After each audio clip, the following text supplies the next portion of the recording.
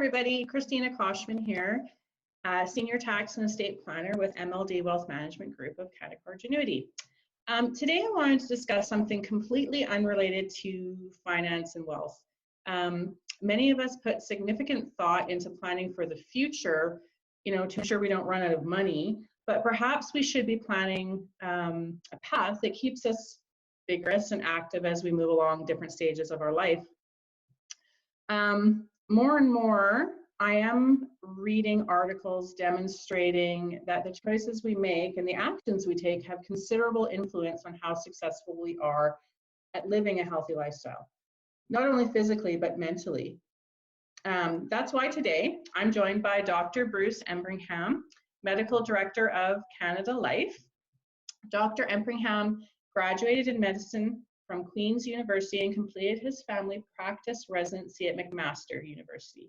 After 4 years in North Bay, Ontario, he took a job as Assistant Medical Director at London Life in 1991. As the companies have grown, so has his role, and until 2020, he was responsible for life and living benefits, medical underwriting, and medical claims assessments. He remains active at Canada Life in support of the chief underwriter team on large casework and currently on COVID-19 strategy. Welcome, Dr. Empringham. Thank you. So, Dr. Empringham, I thought we could start off by discussing physical aging in general. What does normal aging typically look like? That's a good question. Normal aging will involve a bunch of changes in our body and a bunch of changes in our brain. I think just there's a bit of like common sense to this. We all know we don't look the same in the mirror as we did when we were 20, no matter how hard we work at it. And so the normal things that change are our body muscle mass decreases. Particularly after 40, you start to see a slide in these things. Our max VO2 starts to slide down slowly.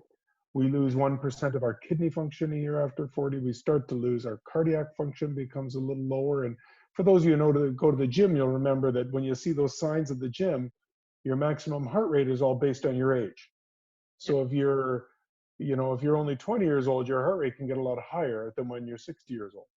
Mm-hmm. And so all of these changes sort of happen slowly, lack of flexibility. All of these things are sort of normal, gradual findings that leave us well able to accomplish the functions we want to manage. Yeah. Is there any way to prevent the normal aging process? Well, that's the best news, right? I mean, I think I've really relied on I rely on the concept that we all have what I call a line of function, and there's a level of function which you want to be able to do whatever your age. And if you're 90 years old, that probably means you're happy if you can go visit friends, play cards, and get your groceries done. I mean, maybe you want to do marathons. There have been people at that age, but whatever it is, that's what you want to be able to do.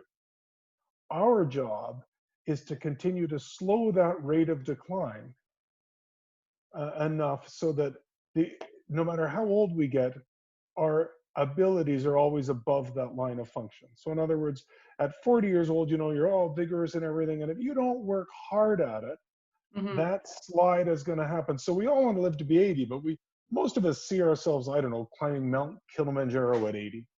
Mm-hmm. We don't see ourselves in a rocking chair in the porch needing a walker to get up.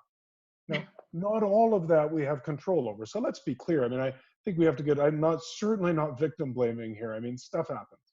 Yeah.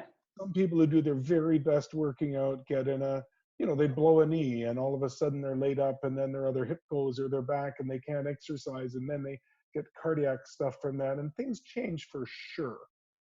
But I think generally, if we make an effort to make changes, we can really change it. And actually, that's actually my very favorite part about my life right now is because until I was 20, I was actually the world's worst athlete. I was in every race they ran at camp or at school. I was at least half the race behind when the leaders finished. Mm-hmm. I was the slowest. I couldn't catch. I couldn't throw. I was overweight in high school. I was uncoordinated. I was all of that. And so it's nice to know that now in my late 50s, so much of my athletic ability is based on how much of an effort I'm willing to put into it, as Mm-hmm. opposed to what my genetics showed, which is what it was back when you're a teenager. Right, So we right. can make a huge difference by trying. By trying. So can you give us some examples of, you know, obviously, you know, you have much more athletic ability today than I probably do even today. So, you know, there's different levels of exercise. And, you know, I know looking at maybe my parents, they're not about to go start weight training and running marathons. Um, what are some things they can do if they're not in the best shape of their life just to try and keep active and try and stay mobile? But you know, my very favorite thing to suggest people do is go watch a little video done out of the U of T that was put on YouTube to go viral. So it's a public content thing called 23 and a half hours. And actually, I've talked to the doctor who wrote that, and the meaning behind 23 and a half hours was, if you only sit flat on your behind 23 and a half hours and do something the other half hour, we can change your life. Hmm. And it really hit home with me, because so often the people that are talking about exercise are people who've run marathons Yeah. or are gym rats and like stuff like it's us that are telling you, and people go, come on, man, I can't do that. It's too much of an unattainable goal.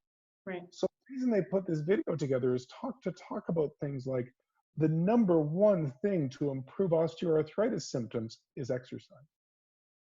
The only way that we know that for sure can prevent Alzheimer's disease, prevent dementia, Mm-hmm. is aerobic exercise. The one thing, all the things we do try and exercise our mind, well, they probably help, because it helps your, like if you do a lot of math, you get better at math, like that Mm-hmm. kind of thing. But in actually preventing dementia, aerobic exercise is the thing. Yeah. Number one way to prevent osteoporosis, exercise, including impact exercise.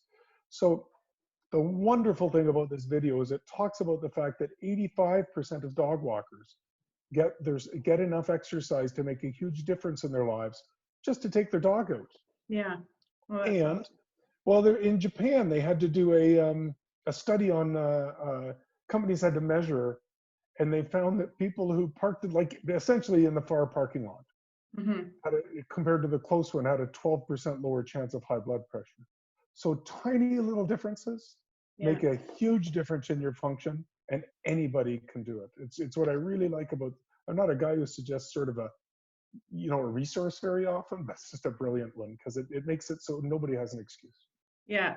Now you did mention genetics, so I'm just going to share a little bit about myself personally. My grandma is 100, almost 100 years old. She'll be 100 in July. She's aged well.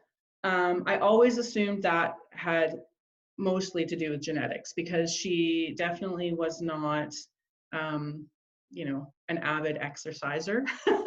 I know that some things probably could have been prevented if she was stronger. Um, but how much does genetics have to do with longevity? I guess genetics versus lifestyle. Like, how much is the weighting there? For sure, I think there's so it always each person's different. Yeah. How much is the weighting? And in fact, interesting you said that, because my mother is 99, turns Mm. 100 next January. Yeah. And she's got some mobility problems now. Mentally is perfect, but she's got some Mm-hmm. mobility issues now. And at times I think, well, if she would have exercised, maybe she wouldn't have those mobility problems. But on the other hand, maybe if she exercised, she would. Right. You just don't know. What the heck? She got to be 99 and doing what she did. Who am I to criticize how she Yeah. got there? But I think very clearly that there. I think there's a number. I think it's 9 times or even higher more likely to reach 100 if your parent reached 100. So for sure, genetics matter. But again, Mm-hmm. we all want to reach and be a useful 100.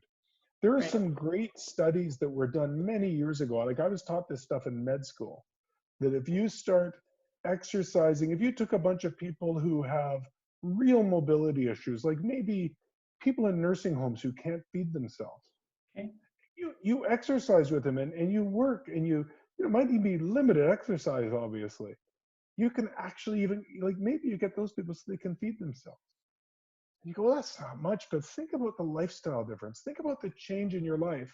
If Yeah. instead of waiting for a nurse to feed you, you can feed yourself, or you can get up to transfer to your own bed. Like at any age, changing the amount of physical activity you do changes everything. Now, of course, the one recommendation for your parents, for everybody over, let's say, 40 is if you're going to really change what you do exercise wise, you should always talk to your doctor. And if you got health conditions, that matters. And, just this isn't advice. I don't want people hearing my advice and starting running tomorrow and, being found on the side of the road. I want everybody to, you obviously have to do it within your own life and your own Right. life circumstances. Right. Well, that's awesome. Well, I think, for today, that's a good place maybe to break.